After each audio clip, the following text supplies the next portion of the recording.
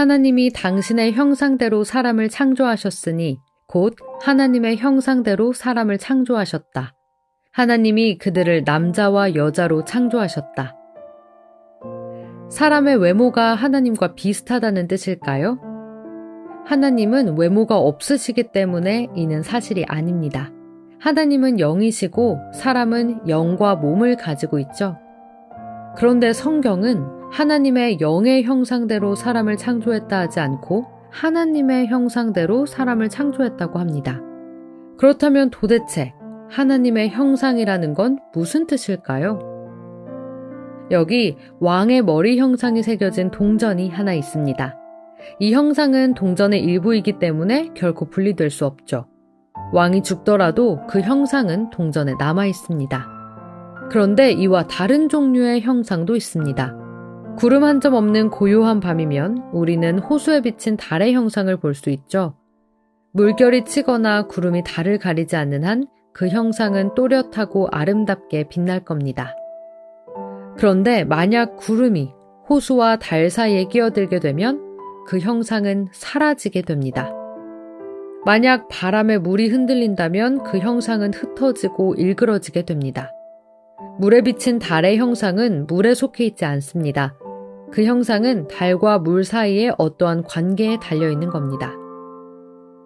만일 이 관계가 깨어지면 그 형상도 비뚤어지거나 사라지게 됩니다. 이 비유는 사람에게 있는 하나님의 형상을 이해하는 데 도움을 주는데요.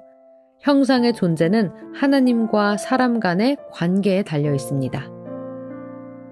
사람과 다른 모든 피조물 사이에 차이가 있다면 그건 사람의 사람다움은 하나님과의 관계에 달려 있다는 점입니다. 개의 개다움은 그 자체 속에 있습니다. 하지만 사람의 사람다움은 그 자체에 있는 것이 아니라 그 자신과 하나님의 관계 속에 있는 겁니다.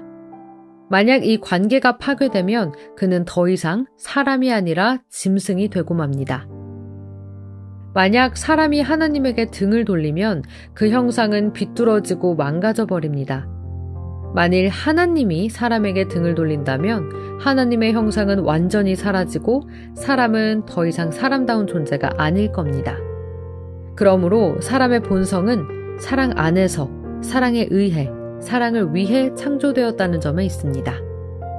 사랑은 인간 존재의 근원이자 목적인 셈이죠. 그래서 사람은 홀로 살 수 없습니다.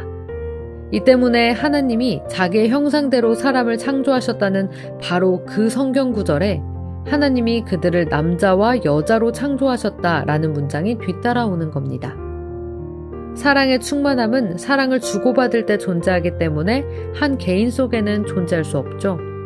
그렇기 때문에 하나님이 사람을 자기의 형상대로 창조하실 때 그들을 사랑으로 묶인 남자와 여자로 창조하신 겁니다. 그러니까 하나님은 사람의 체질 속에 사랑을 받을 필요성과 사랑을 줄 수 있는 가능성 모두 심어 놓으신 셈입니다. 이처럼 하나님의 형상이란 하나님의 사랑을 반영하는 데서 찾을 수 있게 됩니다.